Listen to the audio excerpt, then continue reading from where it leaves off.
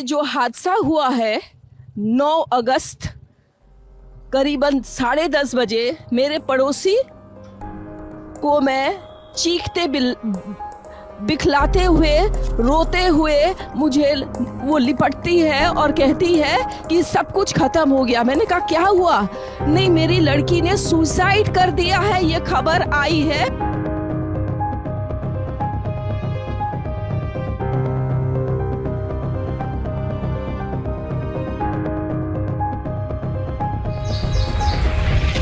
Hello guys, तो 78 independent day. लोग सोच रहे हैं कि भारत को आज़ाद हुए 78 साल हुए हैं। क्या सच में हो गए हैं? मुझे तो नहीं लगता। जिस टाइप की न्यूज़ चल रही है यहाँ पर, जो कोलकाता में हुआ, कोलकाता में ही नहीं यार, बहुत सारी जगह पे हुआ है और ये बहुत पैथेटिक है। मुझे इनफैक्ट इस मैटर के बारे में वीडियो बनाने के लिए भी ना अपनी मम्मी से दूर आके ऊपर आके बनाना पड़ रहा है। क्यों? क्योंकि मेरी मम्मी की तबीयत ख़राब है और वो ये सब सह नहीं पाएंगी। वो इतना ब्रूटली हुआ है जो भी चीज़ें हुई हैं। क्या हम सच में आज़ाद हैं? भारत को आज़ाद हुए तो 78 साल हो गए, लेकिन लोगों की मेंटेलिटी, लोगों की सोच, वो कभी नहीं ऊपर उठ सकती, कभी नहीं मना सकते। वो अपनी सोच को कभी अच्छा कर ही नहीं सकते हैं। जिस डॉक्टर का, जिनका इतना ब्रूटली यहाँ पे रेप हुआ है कोलकाता में, कोलकाता की कॉलेज में, वो कितनी मेहनत की होगी यार उनने, कितना मतलब मैं साइंस स्टूडेंट हूँ तो मेरे भी सपने थे, बट वहाँ तक उस सपने को अचीव करने के लिए उनको इतना ज़्यादा सहना पड़ा होगा अपनी फैमिली से, अपनी लाइफ से, और उनको पढ़ाई के लिए भी बहुत सारा स्ट्रगल करना पड़ा होगा और फिर जाके वो उस चीज़ को अचीव कर पाई होंगी। और उसके साथ क्या हो गया और कहाँ पे हुआ? हॉस्पिटल के अंदर हुआ। कितना पैथेटिक है सुनने में। और उसके बाद भी बोला जाता है कि उन्होंने साइड अटेम्प्ट किया।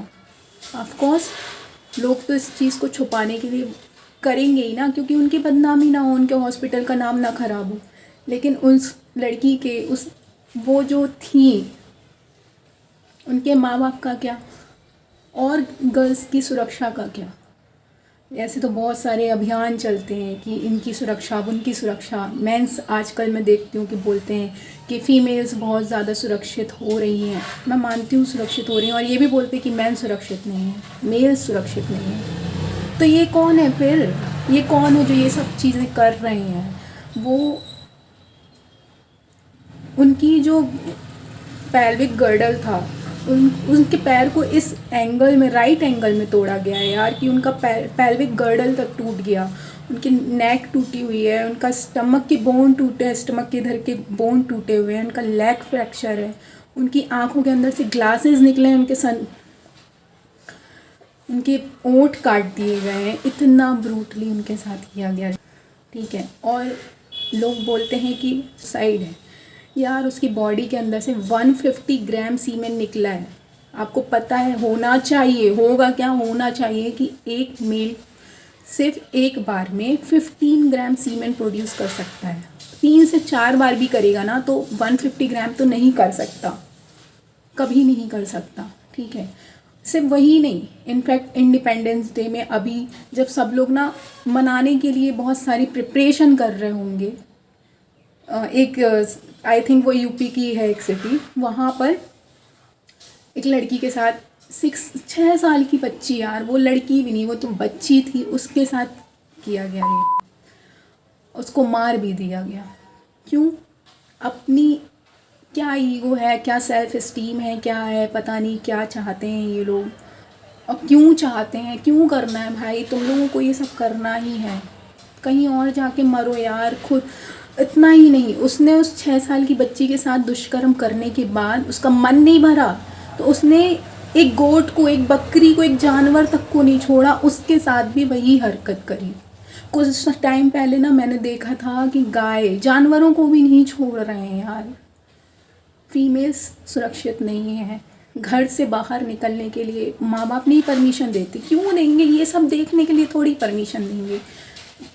बहुत ज़्यादा स्ट्रगल करना पड़ता है अपनी बात को रखने के लिए कि पेरेंट्स के सामने कि हमें ये करना है। वो नहीं मानते हैं कि घर से बाहर नहीं जाने मिलेगा। क्यों? क्योंकि सेफ़ नहीं है ज़माना। वो यही बोलते हैं कि हम तुम्हें कैसे जाने दें। अब ठीक है, उसका जॉब बहुत अच्छा था, मेडिकल फील्ड में थी, डॉक्टर थी वो, 10-12 साल लग गए उन्हें वहाँ तक पहुँचने के लिए, ट्रेनी थी, ठीक है, बहुत ज़्यादा मेहनत करनी पड़ती है वहाँ तक पहुँचने के लिए। हमारे पेरेंट्स सोचते हैं कि हम बच्ची को वैन में भेज रहे हैं पढ़ाने के लिए, बस लगाया है, ऑटो लगाया है, तो वो उसमें सेव होगी। लेकिन झारखंड में अभी एक केस आया है जिसमें वैन ड्राइवर ने ही इस बच्ची के साथ, स्कूल की बच्ची के साथ दुष्कर्म किया है, ठीक है। और यूपी के इधर पे कोई सा सिटी लगती है, मुझे याद नहीं आ रहा है नेम, वहाँ पर भी यही काम किया। और वो जिसने किया वो हाई प्रोफाइल इंसान है यार, हाई प्रोफाइल, अच्छा इन्फ्लुएंस कर सकता है लोगों को, एक अथॉरिटी है, वो एक ओहदे पे बैठा हुआ इंसान है। उसने उस बच्ची के साथ दुष्कर्म करके उसका उसमें भी मन नहीं भरा, उसके बाद उसने एक जानवर के साथ भी यही किया, ठीक है। आप लोग बोलते हो, मतलब आजकल की सोसाइटी क्या बोलती है कि वी आस्क फॉर इट, हम लोग जाते हैं क्लबिंग करने, हम लोग जाते हैं यहाँ पे, हम लोग ऐसे कपड़े पहनते हैं। भाई बच्ची, डॉक्टर ने कैसे कपड़े पहने होंगे जब वो ऑन ड्यूटी होगी, हॉस्पिटल के अंदर होगी, कैसे कपड़े पहनी होगी? फुल पहनते हैं, जूड़ा बांधते हैं, नो मेकअप अलाउड, ठीक है। हॉस्पिटल में ये सब अलाउड नहीं होता है क्योंकि पेशेंट्स होते हैं, ठीक है, और कोई भी नहीं करके जाता है। तो वहाँ पे क्या रीज़न था जो उसके साथ ये सारी चीज़ें हो गई? मुझे इस वक्त इतना गुस्सा आ रहा है ना, इतना ज़्यादा गुस्सा आ रहा है कि मैं बोल भी नहीं पा रही हूँ ढंग से। लॉ बनते हैं कि इनकी सुरक्षा के लिए ये लॉ होना चाहिए, वो लॉ होना चाहिए, बट क्या मेल्स बोलते हैं कि फीमेल्स लॉ का गलत इस्तेमाल करती हैं उनको फंसाने के लिए, मैं मानती हूँ। लेकिन आप लोग बोलते हो ना जैसे not all men are same, तो फीमेल्स भी सारी सेम नहीं होती हैं। और 99.9% केसेस में मैंने देखा है कि फीमेल स्ट्रगल कर रही होती है, उसके बाद भी उनको प्रताड़ना झेलनी ही पड़ती है, उनको हैरेसमेंट झेलना ही पड़ता है, चाहे वो ऑफिस में हो, चाहे वो घर में हो, चाहे रिश्तेदार हो, चाहे कोई हो।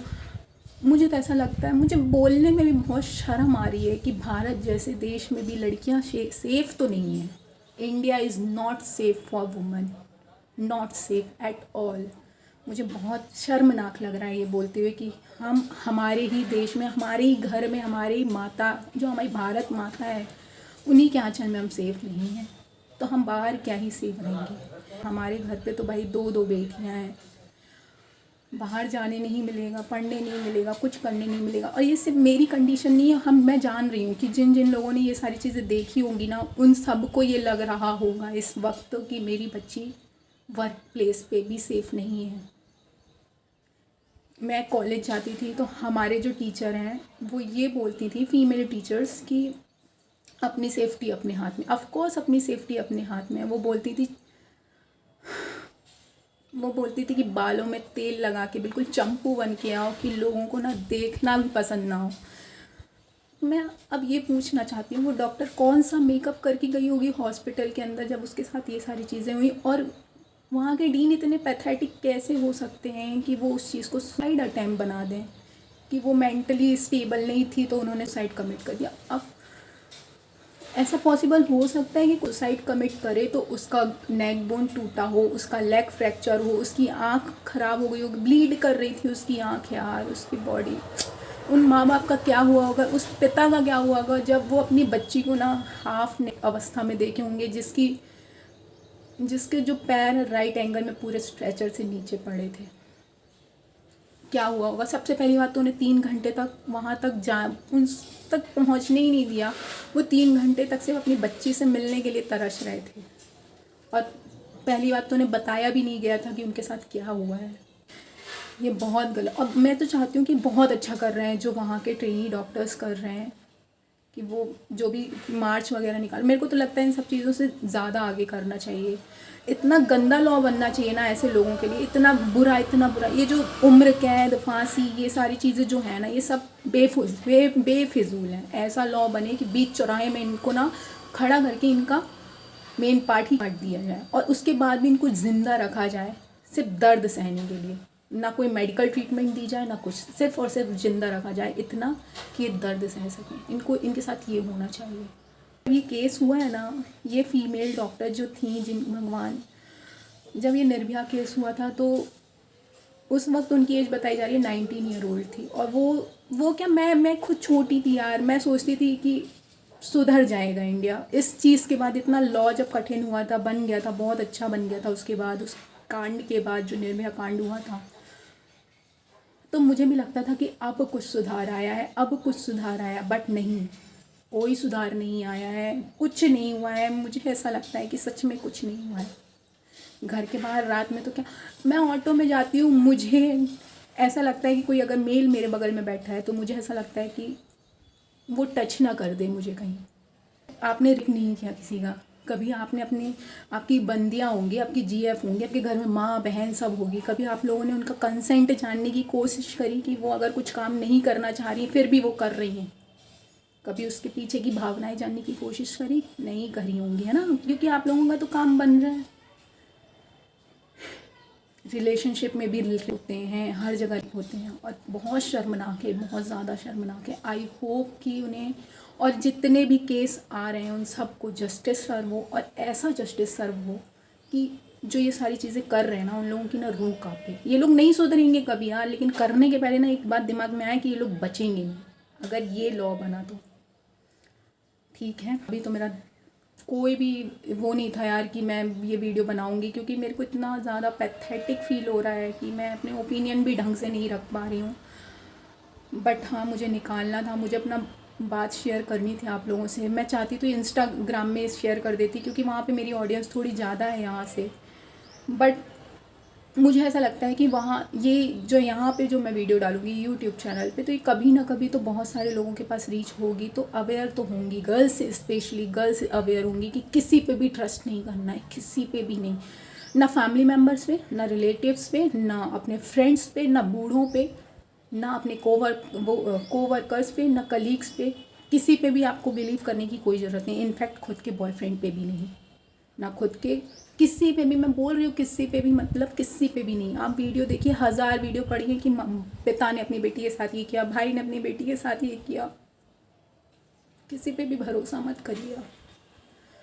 अपनी सेफ्टी अपने हाथों में है, और आवाज़ उठाइए। सहने की बिल्कुल ज़रूरत नहीं। अगर कोई आपको घूर भी रहा है ना, तो उसके या तो तमाचा मार दो, और अगर आपके अंदर इतनी हिम्मत नहीं कि आप तमाचा मारो ना, तो आप तुरंत बोलो कि ऐसा घूर क्यों रहा है तू मुझे। आप अगर एक बार बोल भी दोगे ना कि तू घूर क्यों रहा है मुझे, उसकी हिम्मत नहीं होगी, इतना उसे जलील फील होगा ना कि वो आपको क्या दोबारा किसी को नहीं घूरेगा। Trust me. चलिए ठीक है गाइस, आज के लिए इतना ही, धन्यवाद।